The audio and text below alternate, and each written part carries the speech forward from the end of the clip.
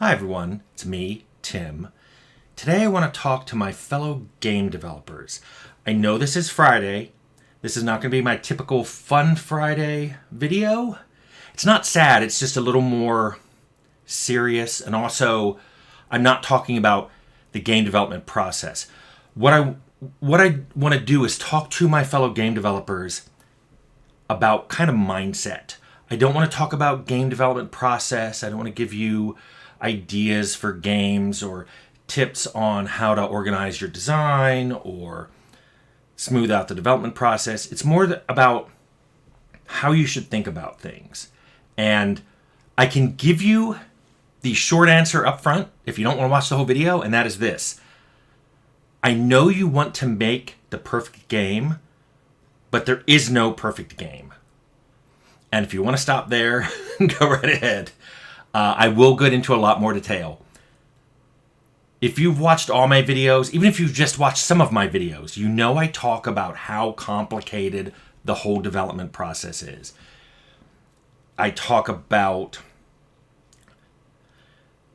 production and testing and design and even the order in which you should do design, which I believe is setting, story, system mechanics.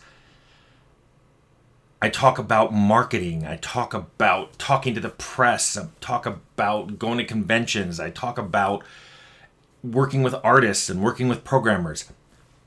It is complicated, and I know that can be daunting. And you should know ahead of time, there are going to be things in that process, in that whole gamut of things that you're not going to be good at.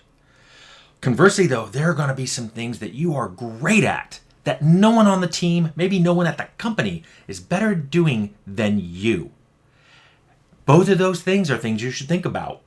What are these things that I'm really good at? What are these things that I'm really bad at? What is it I want to do? And you're going to navigate the complexities of this process over your career. And I'm talking to people now, whether you've made a few games or you're just now making your first game or you're thinking about, putting your little toe in the pool of game development.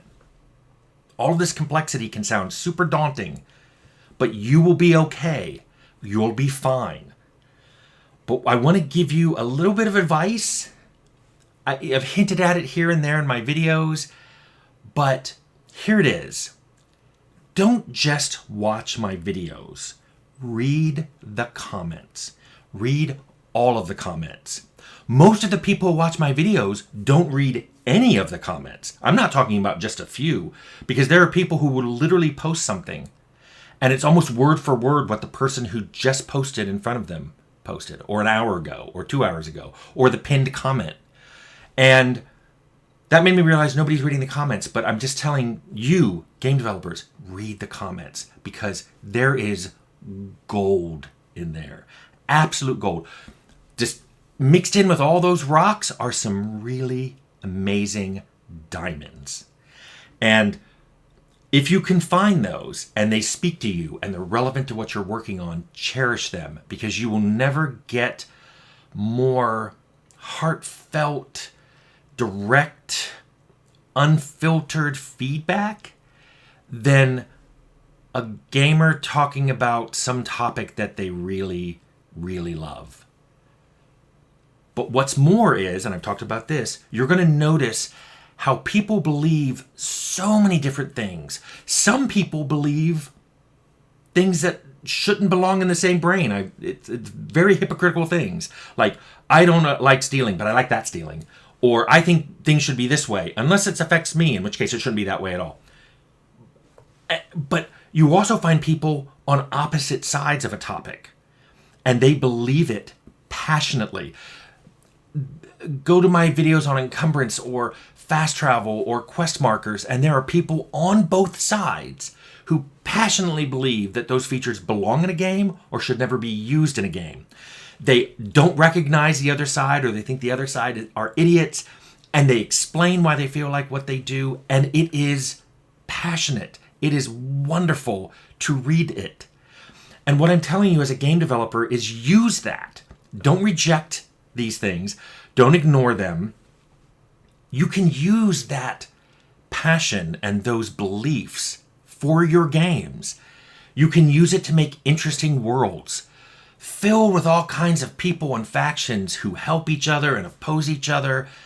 And it can be realistic because guess what? You can see on my own channel all the different groups of people who passionately feel a certain way and argue with each other, or sometimes just ignore each other, or don't realize that they're saying something which on one video that undermines something they said on the previous one, because as one person said, it's human to be hypocritical. It's okay. You're not writing a bad character if you write a character that way. Which, by the way, beyond making interesting worlds, you can make really interesting storylines with all kinds of believable characters who are arguing with each other on basic things. And you, the game developer, don't have to take a side. I think that's where people start to bristle, is when if they think your game is preaching to them, they will get upset.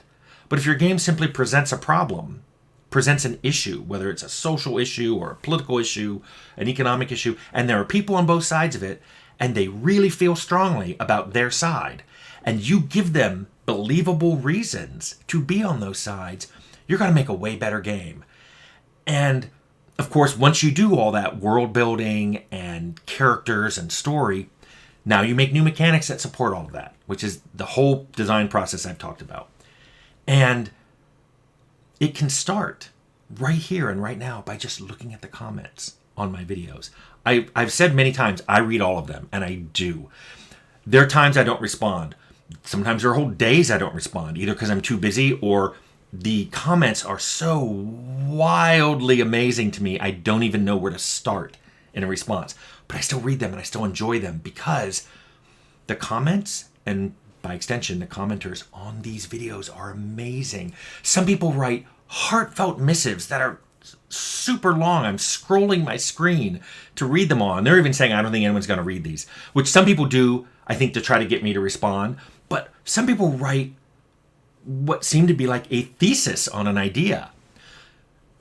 On the other hand, you have people who write pithy one-liners. And then you have everything in between. And it is amazing. Right there, you can see all the different gamut of NPCs you can create for your world. The person who just throws one line at you and doesn't really want to engage. The person who's trying to get you involved in whatever they care about. And everyone in between. What's interesting is I talked in one video about seagull managers, the ones who show up, make some comment and disrupt your entire project, and then they leave the room, and to them it's, woo, I don't have to think about that anymore. There are people who've shown up, left one comment on one of my videos, and they never come back. Because YouTube Studio lets me click on someone's profile, and it will tell me how many comments you've left anywhere on my channel. And there are some people who've come in, left one comment, and left. People have engaged with that comment. They never came back. Sometimes those comments just sit there. They're there for a year or 2 years now, and they just sit there, and the person has never come back. That's interesting too. On the other side, though, I have some people who have commented on almost every video that I've posted. If not all of them, almost all of them, and at length. And they engage with other people, and they talk to them, and they are trying to figure out their views, and they express their own views. And my guess is many of those people feel as much ownership of this channel as I do. And that's amazing. I never expected that level of engagement. And some people say things that are just completely objectively, provably wrong. They'll say something about a sales figure, or we got into it on one of them. Some people tell me what my intent is on one of my games. And I've had to gently but firmly tell them, no, that's your interpretation.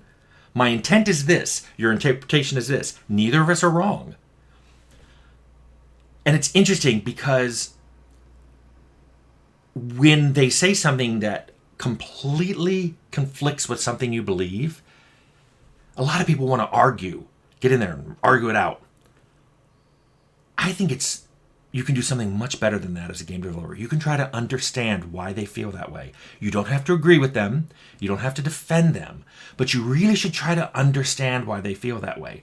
And not necessarily so your next game won't have the feature they hate or the kind of characters they hate, but so you can understand where this passion is coming from, and you can put that into your game as maybe some NPCs that disagree with the main character or disagree with a big faction in the group, and they are believably disagreeing with them because you've seen that level of passion right here. And I think that is absolutely wonderful. So for me to circle back, because I've been talking too long. I know you want to make the perfect game. And I started this by saying there is no perfect game. But there is the perfect game for you. Find that perfect game and make it. That'll be your perfect game. Good luck.